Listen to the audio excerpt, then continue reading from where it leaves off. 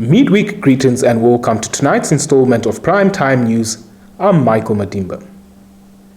In the lead tonight, the Supreme Court has overturned the decision by Speaker of the National Assembly, Peter Kachavivi, to indefinitely suspend Landless People's Movement LPM leader, Bernard Swartboy, and second-in-command Henny Seibeb, saying the decision was unlawful. Maria Kanjungu filed this report. In a detailed 30-page judgment passed on Wednesday, Judge of Appeal David Smith, alongside Chief Justice Peter Shivute and Assistant Judge of Appeal Theo Frank, nullified Kashavivi's decision, noting that it was outside the Speaker's power and was thus unlawful, of no effect, and is thus set aside. On the 15th of April 2021, during the State of the Nation address delivered by President Dr. Haka Geingob, Kashavivi ordered for Swartboy and Seibeb to be withdrawn from the National Assembly chambers on the account of disruptive behavior. A few days later, Kashavivi in writing informed them that he had reported the matter to the Committee on Standing Rules and ordered for consideration, and that he had invoked Rule 124A of the Standing Committee Rules and made a ruling that they remain withdrawn from the National Assembly indefinitely. The two parliamentarians then approached the High Court on an urgent basis, challenging the power of the Speaker to suspend them indefinitely. The case was dismissed by the High Court, upon which they approached the Supreme Court. The Namibian National Teachers Union NANTU has called on teachers to get vaccinated, saying at least 112 teachers have died from COVID-19 since the start of the pandemic last year. Once more, Maria Kanjungu filed this report. The Union and the Education Ministry and the Namibia National Students Organization have launched a vaccination campaign encouraging teachers, support staff, eligible learners as well as parents to get vaccinated. Since the launch of the campaign on 25th June, about 600 teachers from the Irongo, Khomas, Oshikoto and Kavango East regions have been vaccinated. Oshikoto leads in terms of vaccination with about 320 teachers vaccinated thus far. Education Minister Anangi Pondokwa last week during the COVID-19 briefing said the loss of teachers could traumatize learners. In this regard, the ministry has started training teachers to offer psychological support to learners upon their return to school. She further said the ministry has observed that there was no significant drop in infection rates between when schools were open and when schools were closed. The Ministry of Health and Social Services, in partnership with the United States Center for Disease Control and Prevention, Africa Field Epidemiology Network, and UNICEF in April did a study in 8 of the highest COVID-19 burdened regions to assess the epidemiology of the outbreaks. The study found that schools are not super spreaders of COVID-19 and children equally get infected while at home or within the community. Staying with education matters, the Ministry of Education, Arts and Culture has indicated that teachers medically proven to be vulnerable persons during the COVID-19 pandemic will be authorized to stay at home, provided they apply for sick leave. Linia Dishena compiled this report. The ministry on Monday in a circular directed all school staff members to return to school today on a full-time basis after face-to-face learning and teaching were suspended from 17 June to 30th July due to increasing cases of COVID-19. The circular, however, did not address the return to work of persons with comorbidities, which resulted in some teachers seeking directions from the ministry as the principals of their schools refused them permission to stay at home. In an interview with Nampa on Wednesday, the ministry's Chief Public Relations Officer, Sam Shino, explained that it would be impractical for teachers to work from home. However, in a case where a person is medically proven vulnerable due to comorbidities and they are considered high risk, they can stay away from work after a sick leave submission with authentic medical proof from a doctor. He indicated that schools have the responsibility to arrange for relief teachers to temporarily replace those who cannot return to schools, noting that it is important for schools to ensure that absent teachers are replaced to prevent learners from missing out on schoolwork. Equally, he noted that learners who are unable to attend schools due to comorbidities are allowed to stay at home, stressing that it is, however, the responsibility of parents to arrange with the school for the distribution of educational materials and ensure that children are not left out. The ongoing construction and refurbishment at the Omuhonga Combined School outside Okangwati in the Kunene region would delay the reopening of the school by at least 3 weeks. Our Kunene region-based journalist Uweri Kutura Kambekwa compiled this report. Namibian schools have resumed face-to-face learning on Wednesday, 4th of August, countrywide. However, Umuhongwa Combined School will not be able to open in time for the term due to construction delays. This according to the school principal, Kaveno Kakuva. Kakuva told Nampa in an interview on Wednesday that the resumption of the school will be delayed for 3 weeks, stating there are a number of issues, mostly beyond contractors' control, pushing the reopening to the 23rd of August. He said the current situation of deep sewage system trenches, the decision taken to delay the school reopening was prudent as they fear the safety of learners. The construction involves an additional 3 hostel blocks for both girls and boys, a computer lab, a water system, ablution facilities, and a sewage system. Umuhongwa Combined School is home to more than 380 learners and was formerly part of the Ondao Mobile Unit established in 1998. Stand by for your top roundup.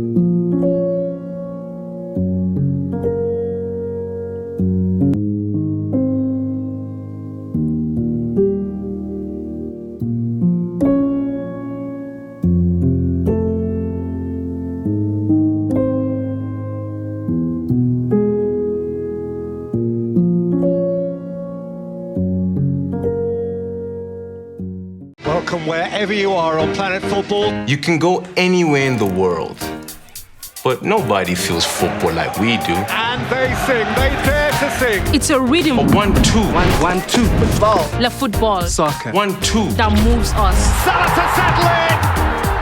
There's no feeling like that feeling. It's so nice. It's so nice. Nothing compares to DSTV's unbeatable football offering. So stay connected to watch the best football on the planet.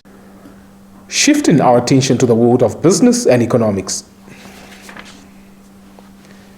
The German government has pledged an investment of 680 million Namibian dollars for the development of Namibia's green hydrogen industry, aimed at expanding the country's economic growth through renewable energy.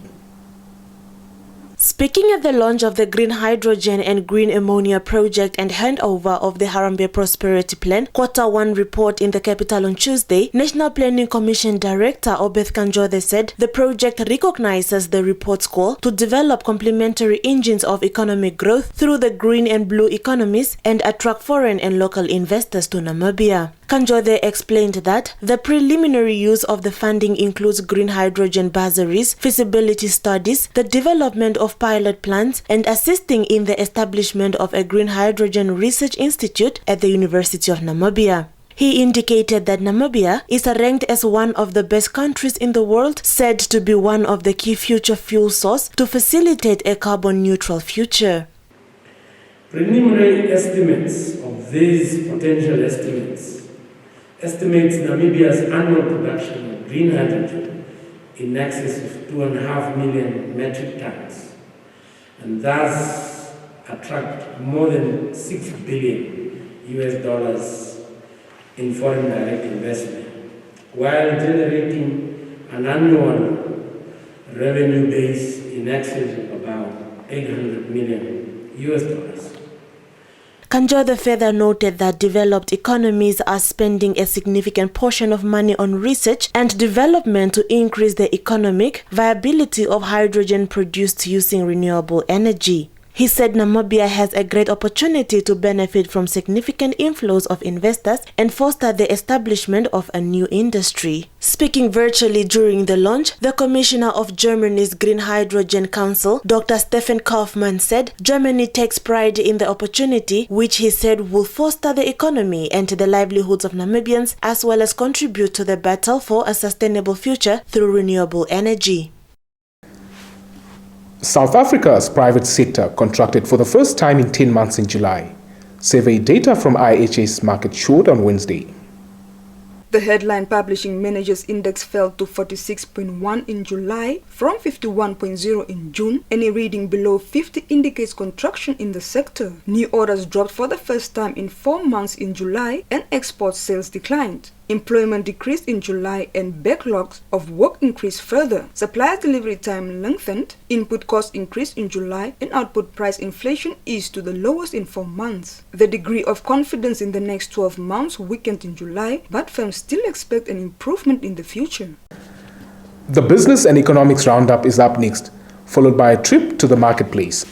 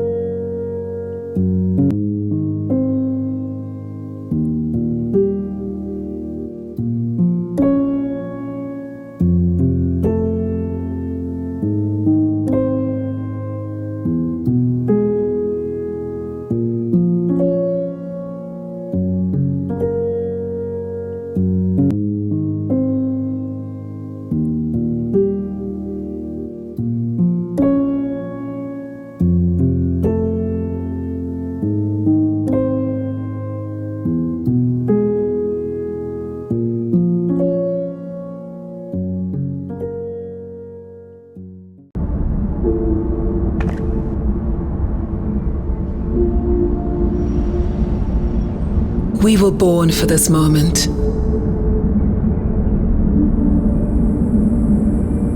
For every rise, every fall, to make the impossible possible.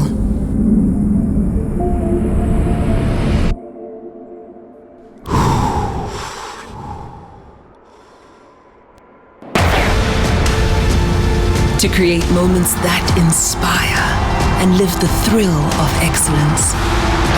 On the grandest stage of all. Forget the past, for the future awaits. This is that moment we've all been waiting for pride, for country, for you. Brilliant performance that was. The Olympic Games Tokyo 2020. It's go time on GoTV. Love it. Welcome back. A look at tonight's sports news. We begin with Olympic athletics. Kenya's Emmanuel Korir won the men's 800-meter Olympic title on Wednesday, with compatriot Ferguson Rotich taking silver. AFP has more on the story. Korir timed 1 minute 45.06 seconds, with Rotich finishing in 1 minute 45.23 seconds, while Poland's Patrick Dobek took the bronze in 1 minute 45.39 seconds. Korir succeeds fellow Kenyan and two-time champion David Rudisha, was unable to defend his title due to injury. Korir, aged 26, pounced round in the bend into the home straight, passing Australia's Peter Bol, and was never seriously threatened from there on. Rotich came with a late run, but he could not eat significantly into his teammates' lead, but the 31-year-old looked delighted to have won a medal after finishing 5th behind Rudisha in the 2016 Olympic final. There was serious disappointment though for Botswana's Nigel Amos, who failed to capitalize on his good fortune in being inserted into the final by the judges after falling in his semi-final. Amos, aged 27, had been stretchered from the track when he took silver behind Rudisha in the London 2012 final when the Kenyan broke the world record. This time he sank to his haunches and was on the verge of tears as he finished second last. Clayton Murphy, the 2016 bronze medalist, trailed in last, just as he did in the 2019 World Championships final. Peruth Chemutai became the first Ugandan woman to win an Olympic gold medal in any sport when she triumphed in the women's 3,000-meter steeplechase on Wednesday. Reuters has more on the story. The 22-year-old clocked a time of 9 minutes 145 seconds to finish over 3 seconds ahead of American silver medalist Courtney Frerichs, with Kenya's Hyven Kieng taking the bronze. Chemutai said, referring to the heat in Tokyo, "I'm so happy and proud of myself. It was a good race. I enjoyed myself and I enjoyed the weather." Chemutai's triumph was only the third Olympic gold won by Uganda in any sport, after John Akibua's 400-meter hurdles win in 1972 and Stephen Kiprotich's victory in the 2012 marathon. She moved in front early in the race before Frerichs took the initiative with 3 laps to go, pulling away away from the field, but Chiem Tai responded to the challenge and overtook the American on the last lap before crossing the line 3.34 seconds ahead of her. Frerichs became the second American woman to win an Olympic steeplechase medal after Emma Coburn claimed bronze in Rio in 2016. Coburn fell with 2 laps left and finished 14th before being disqualified, but her teammate Frerichs was delighted with her silver after nearly missing the games due to illness. Your sports roundup is up next.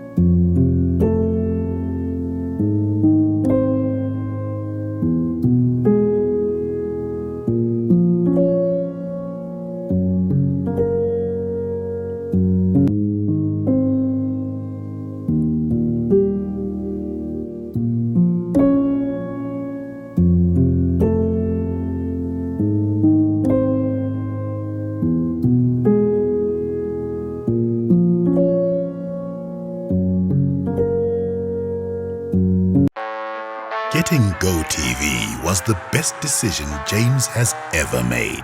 See, James has always watched football wherever he can. Sometimes it got awkward.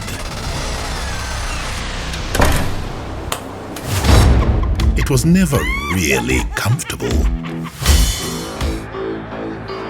And finding a good place to watch became more and more difficult, not to mention costly. Traveling for his games took its toll on James until he discovered something big. Now that James has GoTV, he can finally enjoy the perks of home ground advantage. Good for you, James. Get home ground advantage with GoTV. With superstar players competing in the world's biggest leagues and cup competitions, you'll be spoiled for football choice. So get and stay connected to GoTV for the best football season yet. GoTV. Love it. We've come to the end of this evening's bulletin. Well, thank you for tuning in. Do give us a thumbs up and share. If you're new to this channel, please do subscribe. Also, click on the notifications bell to stay abreast with the latest local and international news. Make a date with us on the morrow for your installment of Primetime News. From myself and the entire production crew, wishing you a good night